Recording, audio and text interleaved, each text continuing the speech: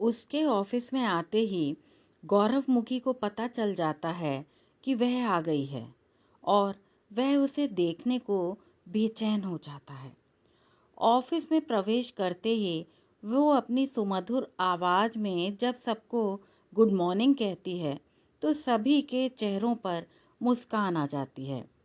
उसका good morning कहना जैसे ही गौरव के कानों में पड़ता है, उसके दिल की धड़कन तेज हो जाती है।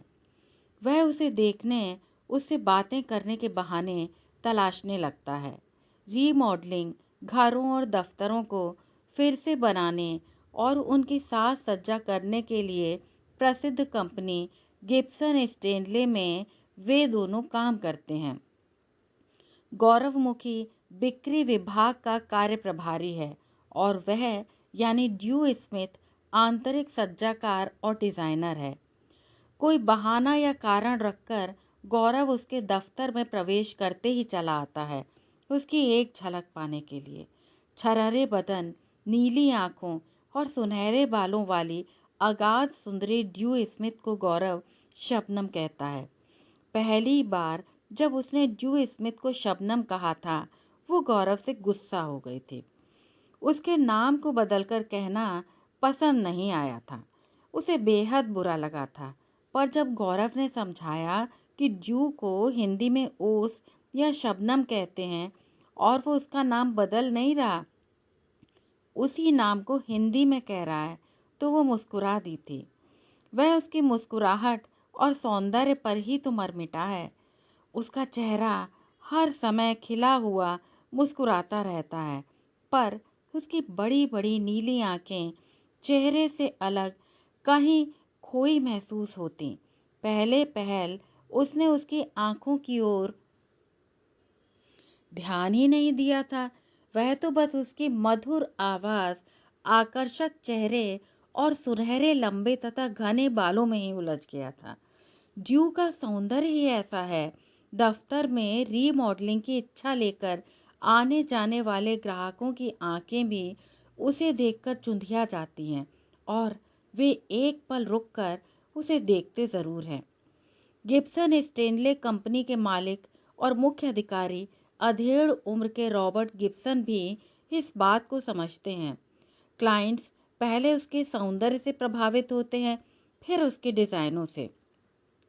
जिस तरह वह ग्राहकों के स्वभाव, मूड और रंगों की पसंद से उन्हें परखती है और ग्राहकों की सारी रुचियों को साज सज्जा के नमूनों में उतार देती है, क्लाइंट्स उसके प्रशंसक बन जाते हैं। रॉबर्ट गिब्सन जू की सुरक्षा का पूरा ध्यान रखते हैं। उसे क्लाइंट से मिलने अकेले कभी नहीं भेजते। विक्रेता विभाग से गौरव हमेशा उसके साथ जाता है। जब कभी गौरव अपने अन्य कामों में व्यस्त हो, तभी किसी और की बारी आती है। रॉबर्ट गिब्सन है शुद्ध व्यापारी। यह कंपनी उनके दादा ने स्थापित की थी और व्यापार उनकी रग रग में है। हर कर्मचारी की जानकारी रखते हैं, जानते हैं कि उनके दफ्तर के तकरीबन सभी कर्मचारी, चाहे वे शादीशुदा हैं या कुंवारे, जू स्मिथ पर जान छिड़कते हैं और जू के प्रति गौरव के आकर्षण को भी जानते हैं। फिर भी वो गौरव को हमेशा जू के साथ क्लाइंट्स के घरों और दफ्तरों में भेजते हैं। गौरव को वो एक शरीफ और संस्कारी भारतीय मानते हैं। रॉबर्ट गिब्सन यह भी महसूस करते हैं कि गौरव जू को कभी आघात नहीं पहुंचाएगा और किसी को पहुंचाने भी नहीं देगा। अन्य कर्मचारियों के बारे में वो ऐसा नहीं सोचते। वह उनकी आंखों में जू के लिए वे भाव नहीं देखते जो गौरव की आंखों में महसूस करते हैं। गिब्सन स्टैनले कंपनी की सुंदर बिल्डिंग में प्रवेश करते ही एक कलात्मक खुले काउंटर के दूसरी ओर दो खूबसूरत महिलाएं ग्राहकों के स्वागत और उन्हें सही कर्मचारी के पास भेजने के लिए सुबह से शाम तक बैठी रहती हैं। उसके बाद बड़े बड़े शीशों वाला दरवाजा है। शीशों वाले दरवाजे के भीतर एक ही छत के नीचे बहुत बड़े हॉल में शीशे के ही अलग अलग केबिन बने हुए हैं। विभागों को शीशे की दीवारों में से बांटा गया है और उनमें घूमने वाले दरवाजे लगे हुए हैं। ड्यू का केबिन हॉल के एक कोने में और गौरव का केबिन हॉल के दूसरे कोने में है। रॉबर्ट गिब्सन का केबिन हॉल से परे उस जगह पर है जहां से वो सब कर्मचारियों को देख सकते हैं।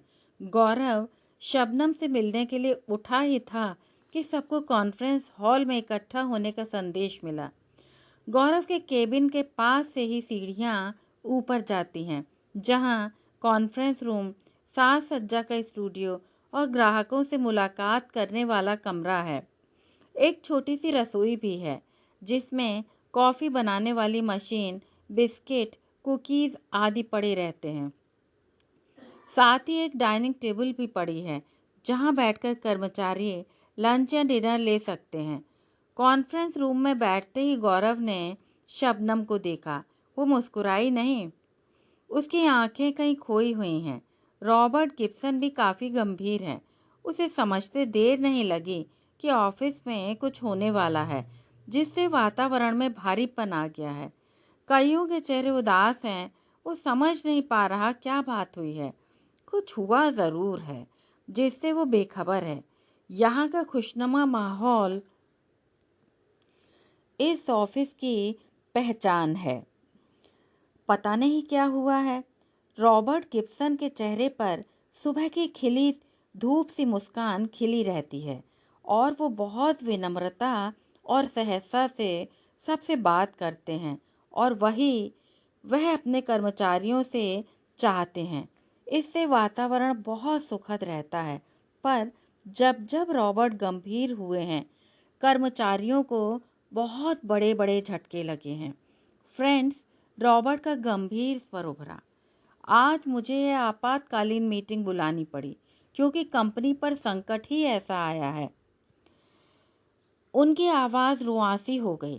थरथराती आवाज़ में उन्होंने कहना शुरू किया, मेरे व्यवहार में कहाँ कमी रह गई थी कि कुछ एक कर्मचारियों ने कंपनी द्वारा दी गई उत्तम सुविधाओं और वेतन की परवाह नहीं की।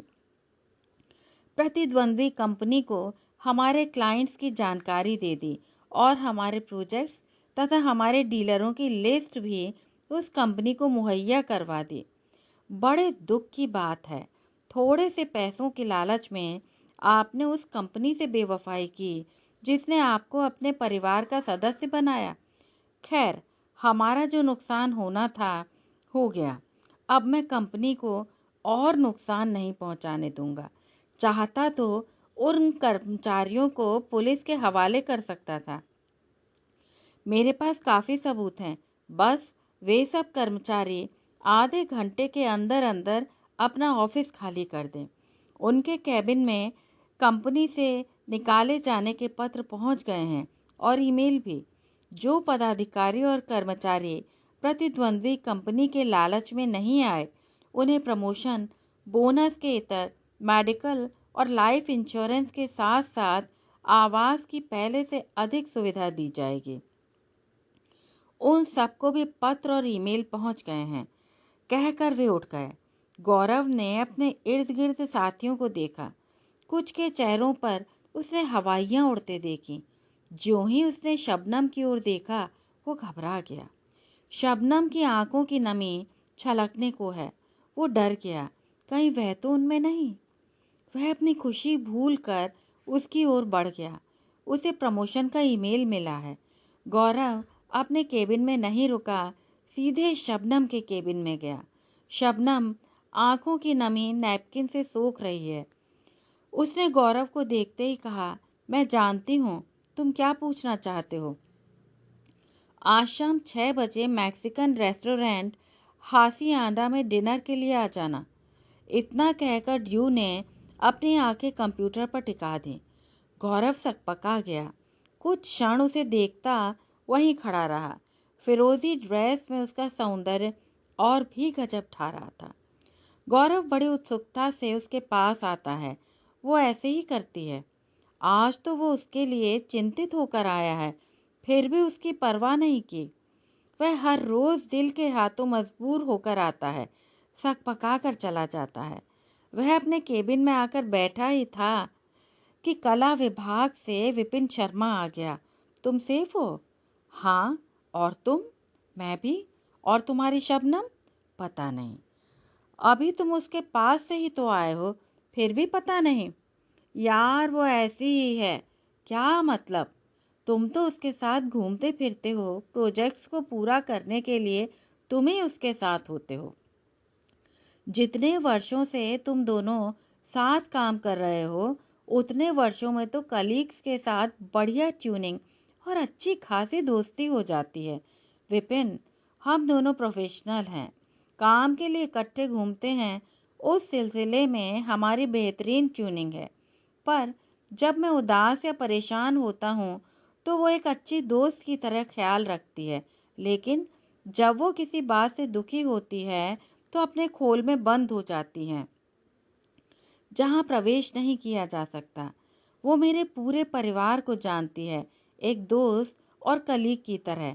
उनसे बात भी करती है, पर मैं उसके बारे में कुछ नहीं जानता, सिवाय इसके कि वो इसी प्रदेश के किसी गांव से है और रात को नौकरी करके दिन में उसने पढ़ाई की है। इसका मतलब है वह तुम्हारे भावों से अनभिज्ञ है। शायद। गौरव, तुम शादी के लिए आए रिश्ते ठुकराते हो और तुम्हारे मम्मी पापा चिंतित होकर मुझे फ़ोन करते हैं। एक बार जान तो लो, कहीं उसके प्रति तुम्हारी एक तरफा भावनाएं तो नहीं। दिल की बात अगर दिल तक नहीं पहुंची तो पूछकर जानने का क्या महत्व? क्या फ़र्क पड़ता है, भावनाएं एक तरफा हैं। हम दोस्त तो बहुत अच्छे हैं, तुम्हारे साथ बात करना ही बेकार है, कहता हुआ विपिन उठ गया। दोनों की नज़रें इकट्ठी ड्यू के केबिन की ओर उठीं। वो अपना बैग कंधे पर डाल और कुछ फाइलें बाहों में समेटे केबिन से बाहर निकलकर बाहर गेट की ओर जाने को मुड़ गई। गौरव का दिल धक से हुआ और उसके भीतर जैसे कुछ टूटा। विपिन उसके कंधे पर हाथ रखकर वहां से चला गया।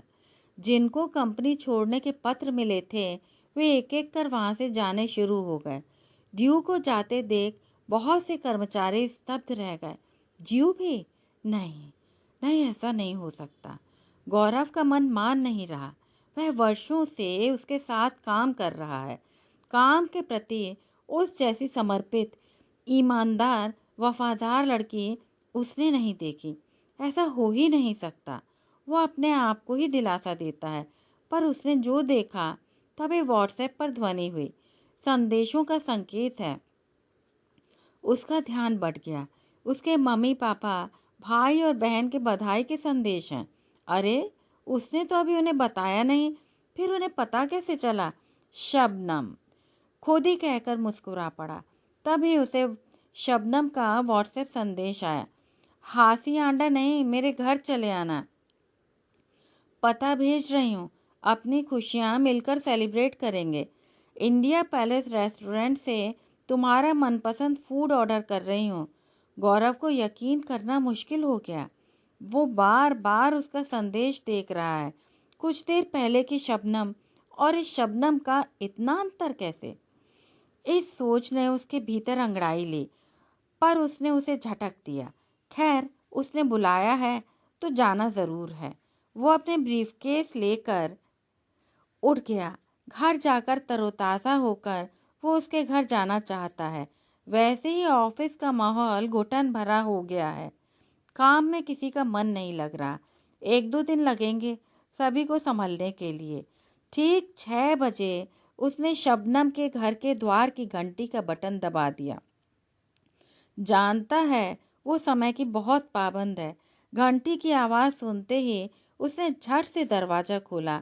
जैसे वो दरवाजे के पास ही खड़ी हो, आसमानी ड्रेस और सफ़ेद मोतियों के गहने पहने वह सौंदर्य की प्रतिमा सी लग रही है। इस दुनिया की नहीं, किसी दूसरी दुनिया की। स्वागत है। दरवाज़ा खोलते ही उसने अपनी मीठी आवाज़ में कहा। गौरव ने अपने हाथ में पकड़े फूलों का गुलदस्ता और एक उपहार का बॉक्स उसे थमा दिया और उसके माथे पर चुंबन लेने के लिए उसकी ओर झुका। शबनम ने त्वरित फूल और उपहार एक बाजी में समेटे और दूसरे हाथ की हथेली उसके ओठों पर रख दी। गौरव ने उसे ही चूम लिया। शबनम की आंखें और भी गहरे समंदर में खो गईं। उसके बदन से उठ रही कलियों की सुगंध और हाथ के स्पर्श से गौरव के बदन में झुरझुरी सी हुई।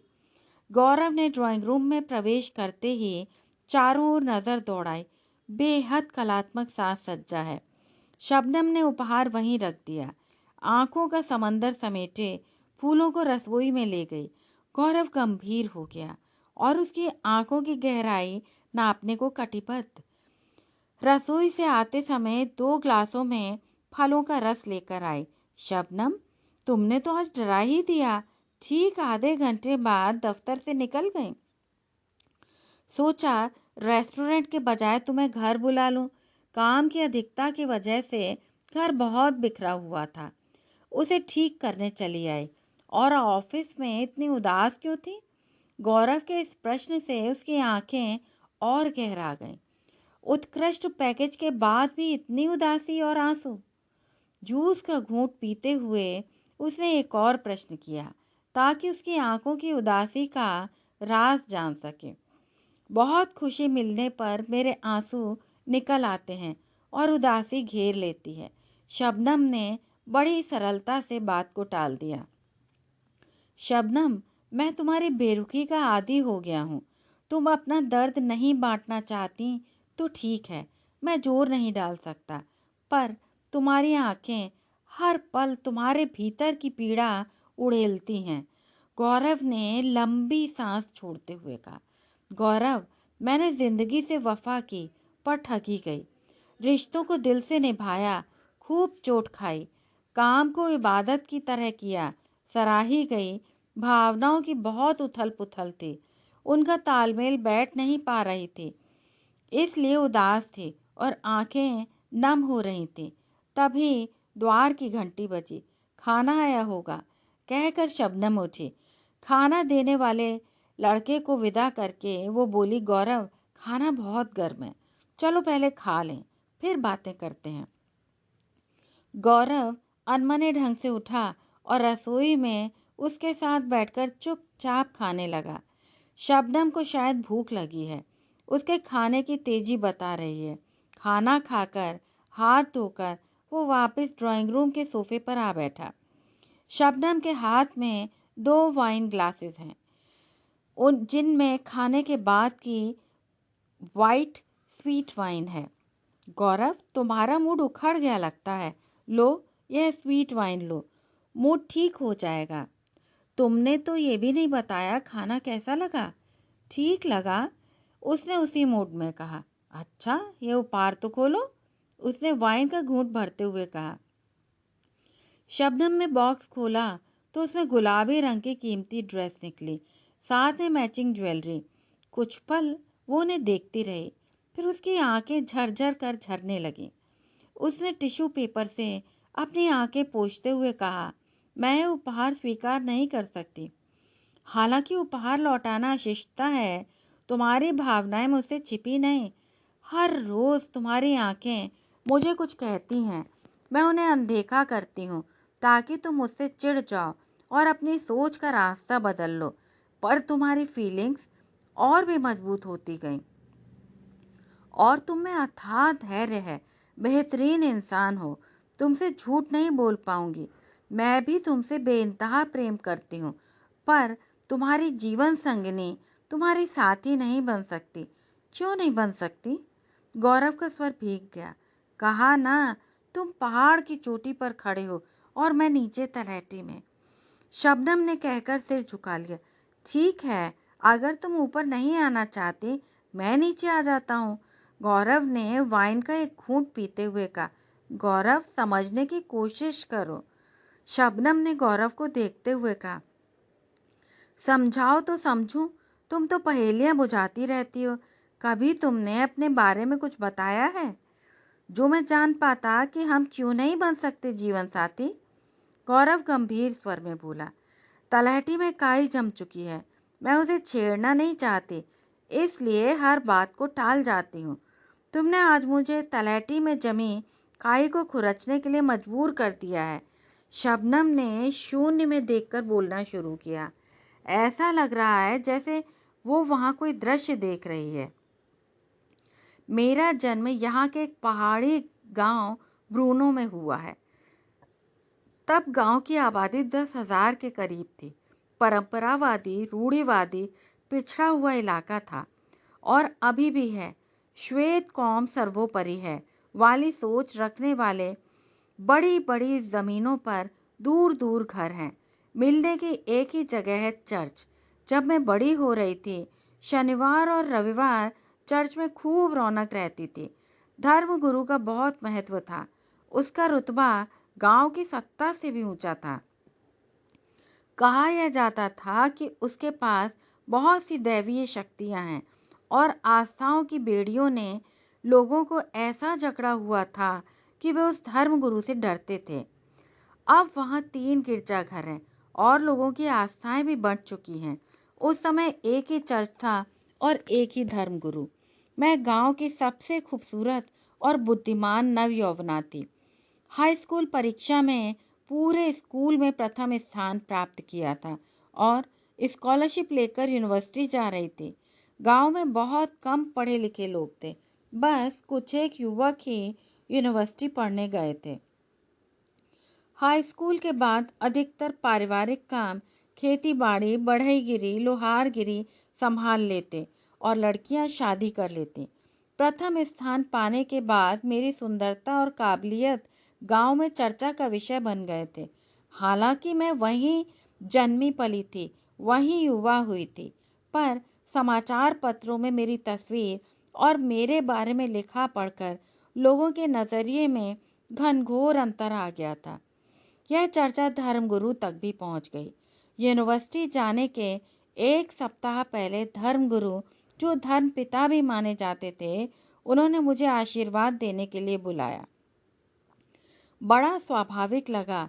जो भी युवक शहर गए, उन्हें बुलाया गया था, सबको आशीर्वाद दिया गया था। मैं भी चली गई। प्रार्थना के कमरे में मैंने पूजा की सारी विधियां की, पवित्र पानी पिया। पानी पीने के बाद मुझे होश नहीं रहा। जब होश आया तो मैं लुट चुकी थी।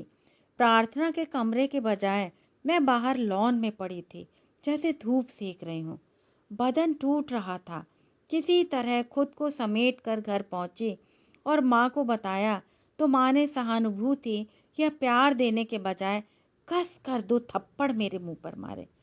धर्म पिता के बारे में कुछ मत कह, चुप हो जा, जुबान पर ताला लगा ले, वरना गांव वाले तुम्हें मार डालेंगे और हमें गांव से निकाल देंगे। गौरव, सोचो उस समय मेरे दिल पर क्या बीती होगी। रिश्तों पर से विश्वास उठ गया। माँ पर बहुत गुस्सा आया। वो एक औरत होकर मुझे चुप रहने के लिए कह रही थी। थप्पड़ तो धर्म गुरु को मारने चाहिए थे। मैं गौर से नाराज हो गई और आज तक चर्च नहीं गई। गौरव उसकी तरफ उसे थामने के लिए बढ़ा, पर उसने रोक दिया। नहीं गौरव, पहली बार भीतर फैले मवाद को निकास मिल रहा है। दुर्गंध तो आएगी, बस उसे निकल जाने दो। नया फ़ोन लिया था। अपनी उस सहेली को फ़ोन किया जिसके साथ हॉस्टल का कमरा साझा कर रही थी। बस एक बार ही मिली थी। यूनिवर्सिटी के एडमिशन के समय 2 नस्लें, 2 ध्रुव आकर्षित हुए, जैसे जन्म जन्मांतर से जानते हों। हॉस्टल में कमरा साझा करना पड़ता है, तो हमने कमरा साझा करने का निर्णय ले लिया। मेरे डैड को अश्वेत के साथ कमरा साझा करना पसंद नहीं आया, इसलिए उन्होंने पैसे देने से इनकार कर दिया। स्कॉलरशिप मिलने से पहले मुझे पैसे चाहिए थे। फ़ोन पर मेरी सहेली सहरा की आवाज़ सुनकर मैं रो पड़ी और मेरी आवाज़ सुनकर वो रो पड़ी।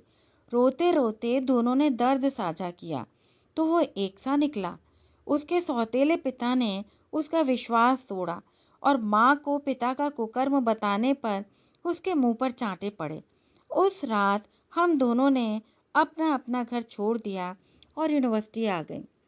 एक रात यूनिवर्सिटी के वेटिंग रूम में गुजारी। हम दोनों खुशकिस्मत थे कि डोर्म छात्रालय का एक कमरा दूसरे दिन मिल गया।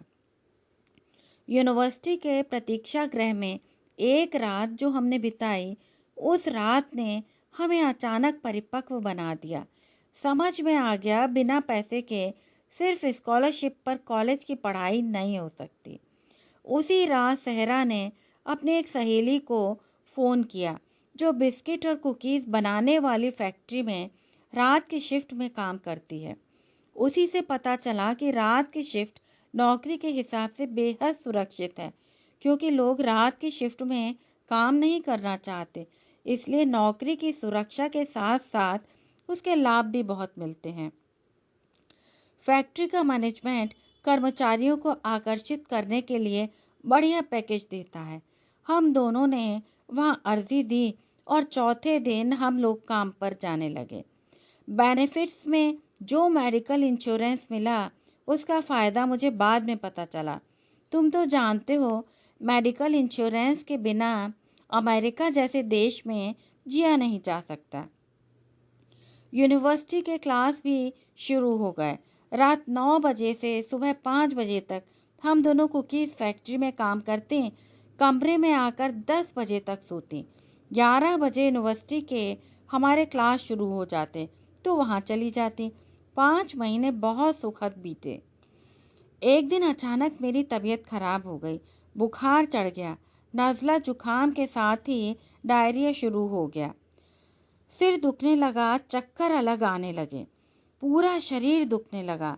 2 दिन इंतज़ार किया, सोचा अपने आप ठीक हो जाएगा।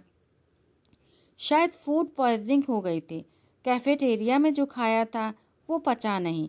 मैं कभी बीमार नहीं पड़ी थी, डॉक्टर के पास गई ही नहीं थी। पर जब सब कुछ बढ़ने लगा तो डॉक्टर के पास गई। डॉक्टर ने मेरे कुछ टेस्ट किए और रिपोर्ट आने पर जो बताया सुनकर झटका लगा। कुछ पल तो होश ही नहीं रहा। मुझे HIV पॉजिटिव निकला। डॉक्टर ने जिस तरह के प्रश्न किए तब पता चला कि यह बीमारी सेक्सुअल संबंधों से मिलती है। अगर किसी साथी को वो बीमारी है और वो इलाज नहीं करवा रहा, अन्यथा यह छुआछूत की बीमारी नहीं।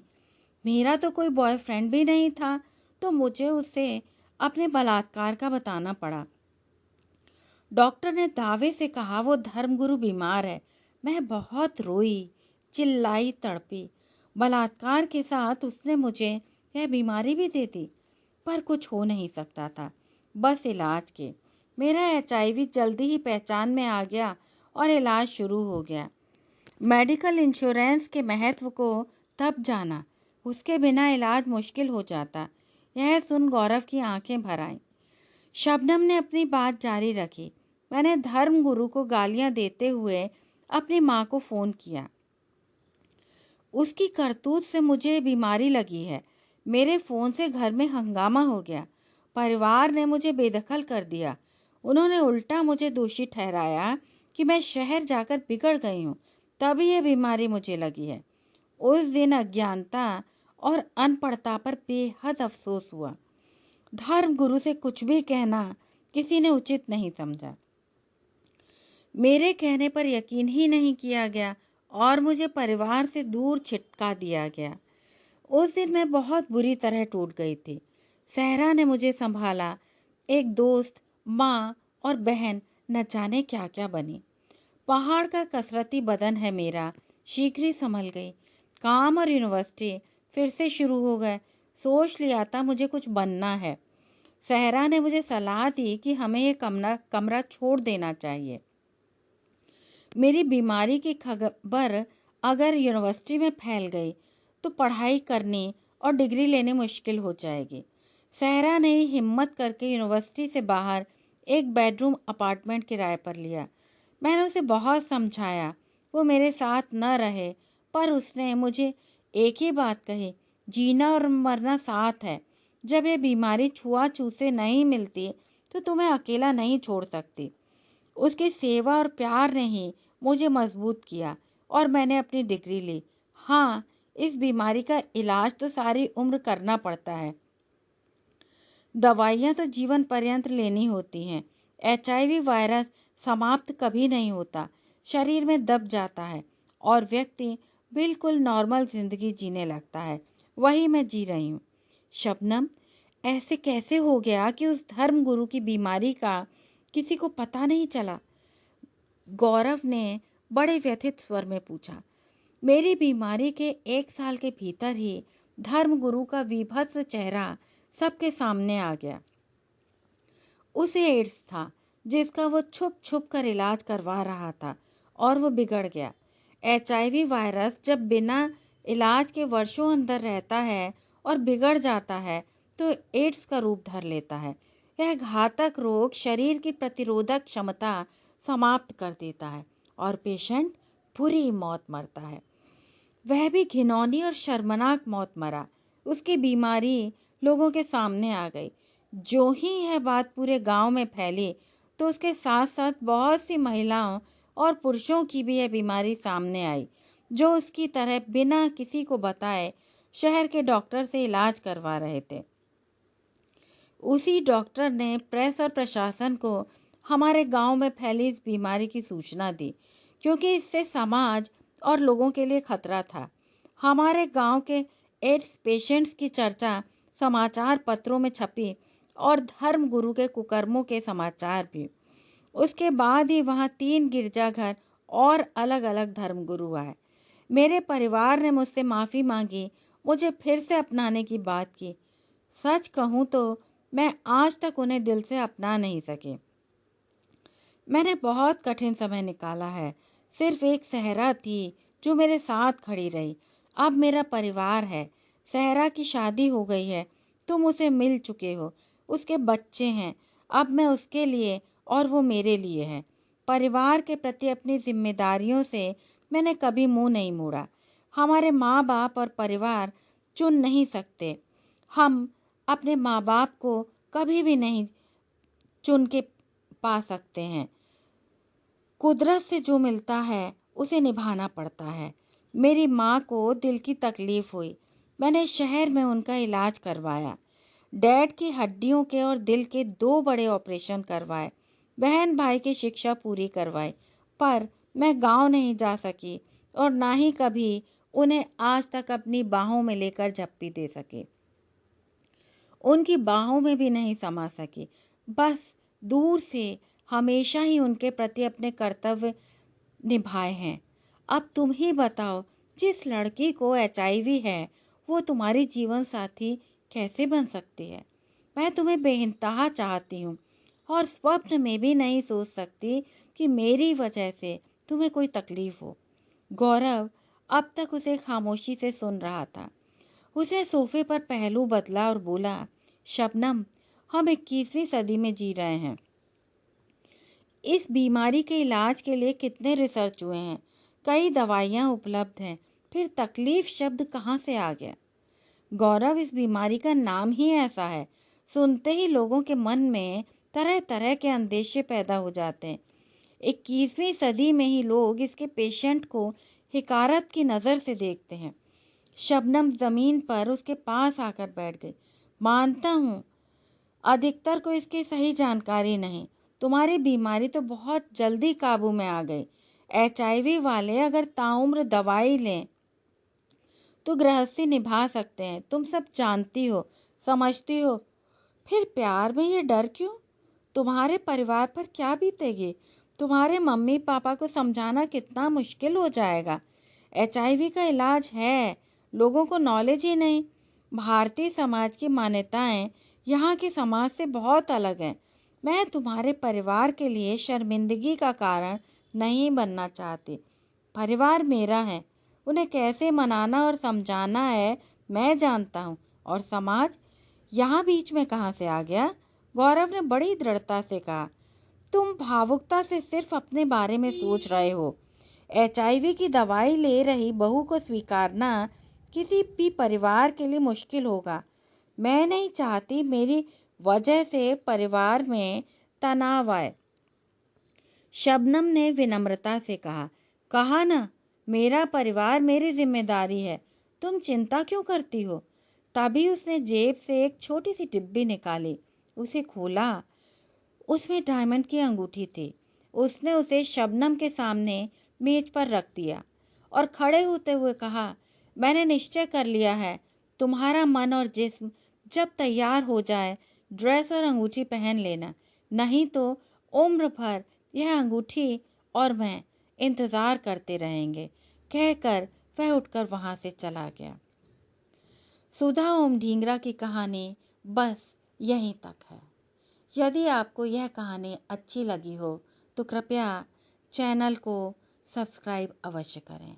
आपका बहुत बहुत आभार।